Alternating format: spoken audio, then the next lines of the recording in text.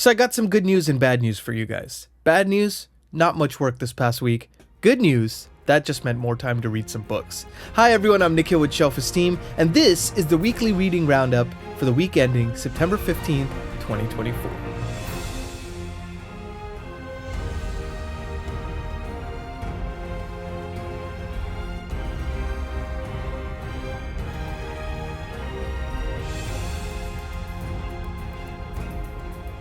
Hey everyone, welcome back to the channel. I'm Nikhil, the host of Shelf-Esteem. I'm a composer, now also a booktuber. You can find my music in the Wheel of Time Season 2, His Dark Materials Season 3, and the official Brent Weeks companion album for his series Lightbringer that came out last year. So I always do these weekly reading roundups, or that's what I like to call it anyways. I like to talk a little bit about kind of what I did this past week, what I read, and always leave it in the comments and let me know kind of what you read, because I think the best part of this channel is creating a dialogue and being able to share great books with each other. So without further ado, if you like this kind of content, please like and subscribe as well. Always helps the algorithm gods pass it around to the right people and the people who would want to watch videos like this. So without further ado, this is what I read this past week. So I had mentioned in a previously weekly update, I was reading Stephen King's Dreamcatcher. Now this was on a community poll I'd posted a few weeks ago. Different seasons ended up winning that community poll and I ended up reading it and doing a review on it. But this was one of the options and a lot of people were clamoring for Dreamcatcher and I always like to provide. And you know, I always feel like I'm the steward of the channel, so this is your channel as much as it is mine and I want to make sure I'm putting the content out that you guys care about. So I ended up reading about 70% of this book so far. I think I was at like 50% in the last weekly updated, and I'd kind of alluded to the fact that I'm starting to see why some people have gripes with this book, because there's a great story in here somewhere. It's a coming of age story. It's about four friends, and kind of, you know, you get to see a little insight into their psyche as they talk about, you know, or they reminisce about specific things that happened in their lives that are watershed moments that are based around this now alien invasion kind of story. Now, the alien invasion story is where it gets a little weird for me. And I think I'd mentioned in that previous weekly update, you know, at the time that Stephen King wrote this, he was hopped up on a lot of painkillers because he was trying to recover from his terrible accident that he had. So, you know, it kind of goes to show, like, there's a couple fever dream sequences in this that are a little bit dicey and a little all over the place, honestly. But I'm still enjoying the ride. I think it's a good book. It's not magnificent, but some of the parts of it are really remind you of why Stephen King is such a great coming-of-age storyteller. So really enjoying it so far. Looking forward to finishing this one. I'm about 70% done now. So that was the first book I read. The second one, I had mentioned I was listening on audio to a Guy Gavriel Kay book. It was a recommendation from Josh from Red Fury Books, and he had mentioned this book, The Lions of al-Rassan. Now, I had been listening on audio, and I'd mentioned to you, you know, even though I normally have a lot of problems with listening to fiction on audio because I have trouble paying attention, this book has made me pay attention.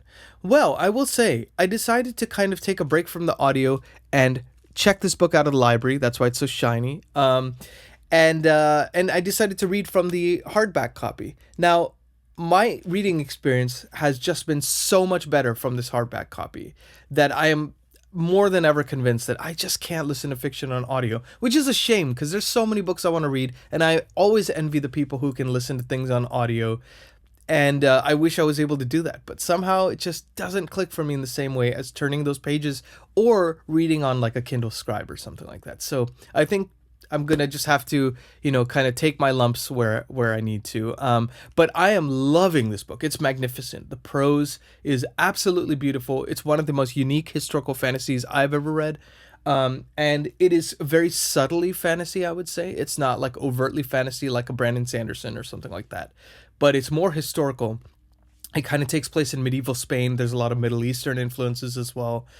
And it's just riveting. I mean, I get the feeling that this is going to be even better on a reread. I'm so glad I'm reading it. I'm about a little over halfway through, so I'm very excited to continue on the journey. In fact, I have a bunch of work to do today, but after I finish, I'm chomping at the bit to kind of get some more done in this one. So that's the second book I read. Now, the third book I don't have on hardback because I was reading it on my Kindle Scribe, and so I'm putting a thumbnail up here for you all. But I had mentioned to you all that, you know, I've been wanting to read Philip Chase's books for a while. and I had gotten all three of his books: The Way of Edan, The Prophet of Edan, and The Return to Edan, I think they're called, the Edan trilogy. And I'd gotten them all on a sale like a few months ago. I figured this was a perfect time to, maybe we flip through the first few pages of The Way of Edan and just see how I liked it. And short answer, I liked it a lot because I finished that whole book in a few days. And it was like a 500 something page book. And, I'm not the fastest reader in the world, but I was just riveted. I will say, like, at the beginning, it was a slower start. It's very influenced by like Tolkien, John Gwynne. I saw a lot of influences of John Gwynne. I saw a lot of influences of like Song of Ice and Fire. And even some military fantasy like Malazan, Book of the Fallen. You could see kind of some of that stuff. And the beginning, maybe 100 pages or so, was a little bit slow, and it was more trope-based, the things that I was used to reading in other fantasies. And I don't have a problem with tropes. I like my tropes in fantasy, especially in high fantasy and traditional fantasy. So it wasn't much of a problem, but it was just something I noticed. And around the 150-page mark, I think, is when I just fell into the story. And then there was no turning back for me. And it got to the point where I finished the book and I had to force myself not to pick up the second book because I have other things I had, scheduled read-alongs and things like that. And then spooky season is coming up in October, and I usually like to make a list of horror-themed books for that. So I'm going to definitely continue with The Prophet of Edan in November and then finish it off with Return to Edan, either in November or December. I might read them back to back. I'm not really sure. And I just loved it. I think it's just a fantastic first entry. It was very interesting too because it really talks about like religious zealots and extremism and how religion can be a tool used to manipulate the masses. And I love the way it was represented in this book. That particular theme actually reminded me of Brian Lee Durfee's trilogy. I forget the name of the trilogy, but the Five Warrior Angel trilogy, with the first book being Forgetting Moon, which is the only one I've read of that. But that parallel kind of reminded me. They're both very different styles. But it's when you read a book by a newer fantasy author and, fantastic booktuber as well, that just happens to write prose that drip off the page, that make you want to keep turning the pages, and then reminds you of some of the favorite fantasy books that you've read, and then also has kind of a different slant on things. It's going to be a good ride. So if you haven't checked it out, I'm leaving a link in the description. Definitely check out The Way of Edan. I highly recommend it. I think it's very heartening to see that even with fantasy that feels familiar, that you can find very new ways to approach it. So really love that one. And then the fourth book that I read, I told you I read quite a few books this week. The fourth book I read, I've been doing a read along with John from Disquiet and Dragons. Lovely channel, linking him down below as well. And, I think I mentioned to you all, The Fury of the Gods, which is book 3 of the Bloodsworn saga by John Gwynne, is coming out in October, I believe. And so we figured, hey, let's get a jump on the series and kind of read one each month so that we can kind of read Fury of the Gods more or less when it comes out, So we both started The Shadow of the Gods, book 1 of the Bloodsworn saga. Loving it so far. Immediately, like, I feel like the writing style is elevated from The Faithful and the Fallen. Now, I'm only, I think, 60, 70 pages into this. I've been a little slow on the take on this one this week. But I'm absolutely loving it. The characters don't make me immediately fall for them like Faithful and the Fallen at the outset, but I am loving the mystery element in this book. And I feel like I know every character already from the first point that they're mentioned, which is rare for fantasy. And the descriptions of the kind of like the atmosphere and the kind of place where these characters live is beautiful, really beautiful. So highly recommend you check this out if you haven't. We're going to read, what's the second book called? The Hunger of the Gods. We're going to read that in October, and then we're going to finish it off with The Fury of the Gods in November. So super excited about that. Still got a long ways to go with this guy here, so looking forward to doing that. So that was everything I read, and I mentioned I'd read quite a bit this week, so I got a chance to really kind of hit some more of my reading goals, and I'm back on track now to finish out like 4 or 5 books this month, so I'm very excited about that. So let's talk a little bit about what I'm going to read this week. So my goal is to finish The Lions of al-rassan by GGK. I also want to finish Dreamcatcher by Stephen King. And I would like to get a good portion of the way through The Shadow of the Gods by John Gwynne. I think that's going to be my kind of primary focus. I always like to do a music segment at the end just to kind of let you know what projects I'm working on, because there's always overlap with the adaptations and things like that. And it's kind of fun to keep you all posted on that week by week. But this is going to be a pretty busy week for me. And so my reading is going to have to be a little bit more kind of scatterbrained, but I'm really looking forward to kind of reading those. So let me know what you got going on this week as well. I wanted to mention this past week on the channel, I released, let's see, 3 videos on the channel, which was really nice. In addition, not including this weekly update. So the ones that I did was the different seasons review, which I'm linking up here. That was as a request, out of a request from you all. Who kindly requested that I read this magnificent book by Stephen King. I think it's going to be in the top 10 for me. It was just that good. And I did an in-depth review of every single one of the novellas in it and kind of talked about what I would rate each one and what they're about. And then also, what their selling points are, I guess. And the good and the bad, right? I think it's always important to have balanced reviews of everything. It just happened to be that there were so many good things to love about it. So that was the first video I did. The second video I did was a Q3 book haul, which I also link up here. So I'd been kind of toying around with the idea of, I don't get that many books like week to week. So I thought, okay, I would have smaller book hauls month to month, but maybe I do one a quarter and I can kind of spread it out and I can have like massive amounts of things to show you. And I did my first unwrapping or unboxing on that one as well. So you can check that out if you want to see it. But it was really fun to share that stuff. And it seemed like people really like the bigger book hauls a little less frequently. So unless there's, any people to protest that, I think I'm going to kind of continue on that for the channel. So that was the second video I did.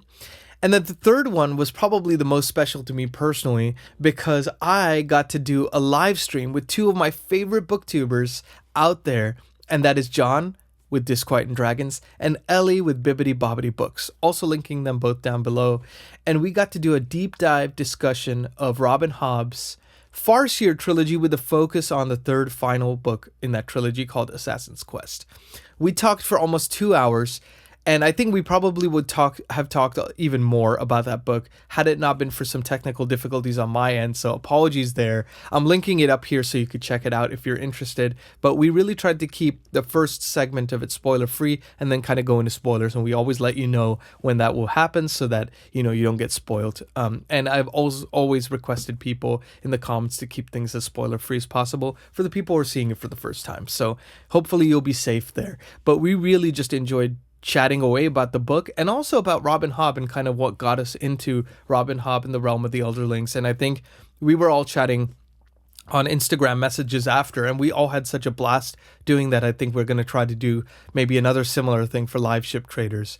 So that's kind of the, broad plans of the channel, but it was just a lovely time chatting with them. They're just both wonderful people. And, making friends all over the world with people who share a passion and love of reading is literally the best part of this channel. And so it was just a really special time for us to all kind of just get to meet each other, through virtually and get to chat about these books. So hope you enjoy that if you get a chance to check it out. I think you would really, really enjoy it. So that was kind of this week on the channel. So let's talk a little bit about next week videos, or I should say this week because it's Monday now that I'm posting this. So I'm going to try to get 1 or 2 videos besides my regular weekly update. I usually have those on Sunday.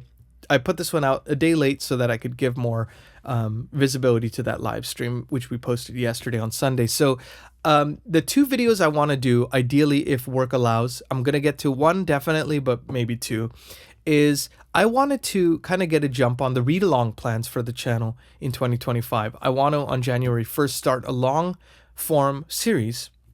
And I'm trying to decide between 3 series. So I'm going to do a whole video dedicated to that, do a sell on each of the series, show the, kind of the book artwork and talk a little bit about the authors. And they're 3 quite different series. One is more kind of traditional fantasy. One is more of a modern fantasy take. And then one is actually kind of a horror mystery. So I would love to know from you all, kind of what you'd want to read. And I'm going to start a Discord channel. I think that's the best time to start one is when there's a long form series that we can read together. And then, kind of talk about what the schedule plans will be as well. So I'll leave a community poll on the community post after I post that video, so you can all vote on which series you'd want to do as part of that read along. So that's the first video. And the second video, I'm going to be starting a new segment on the channel.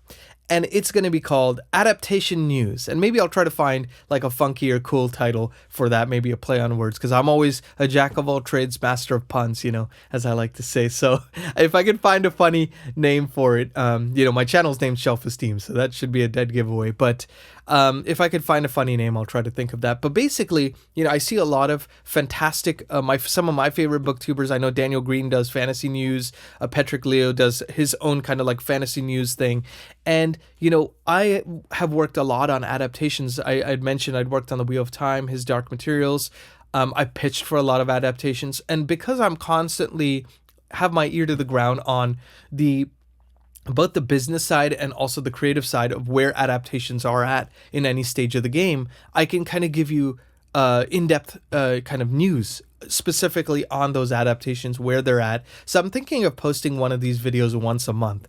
And so I figured I'll try to get to it this week. If work ends up being too busy, I will definitely have it for you next week. So that'll be something fun to look forward to as well. Let me know if you want to see more adaptation related content on this channel as well, because I want to keep it about the books, but I think, we all, fantasize about seeing some of our favorite stories on the big or small screens. So it would be fun to see, kind of where people succeed at that, where they don't succeed at that, and kind of just talk about these adaptations as they make their way down the pipeline.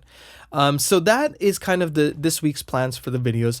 Now, on the last segment of this, as I mentioned, on the music front, I am working on a couple of really cool projects this week. So I was orchestrating over the weekend for a nature docuseries I had mentioned before. I'm really excited about that one. And we recorded some of the stuff at Budapest this morning.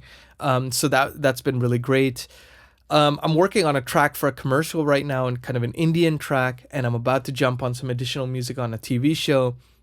And so I'm very happy to see things are starting to pick up now. Couldn't have come at a better time. And I'm really hoping this is a sign that the industry is kind of picking up. I've been looking on IMDb Pro, which I have a subscription to, that gives me some of the most latest industry news, and also lets you see projects that are being updated in real time. So you kind of know before maybe they're necessarily made public via an article or something, how things are doing. And I'm just starting to see more things being greenlit and more things moving into pre-production, which is always a good sign that things are going to actually get made. Because, oftentimes you see announcements about adaptations and then they kind of fall away into the dark, and you never really hear about them again. And it's because they go through what they call development hell, which is an actual term in the industry, that, sometimes things get optioned, then the option expires.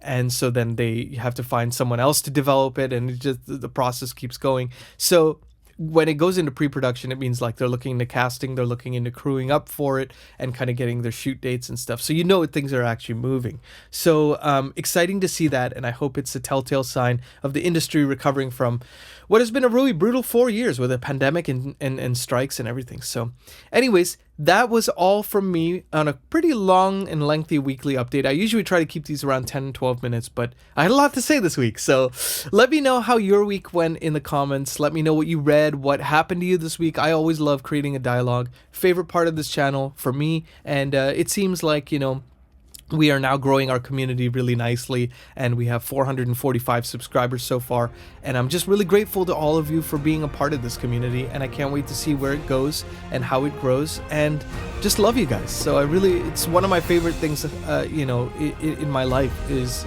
being able to interact with you all in this channel. So thanks for being here. Please like and subscribe if you like this kind of content, and in the meantime, I'm Nikhil with Shelf-Esteem. Be good to yourselves, be good to each other. I will see you on the next video. Take care.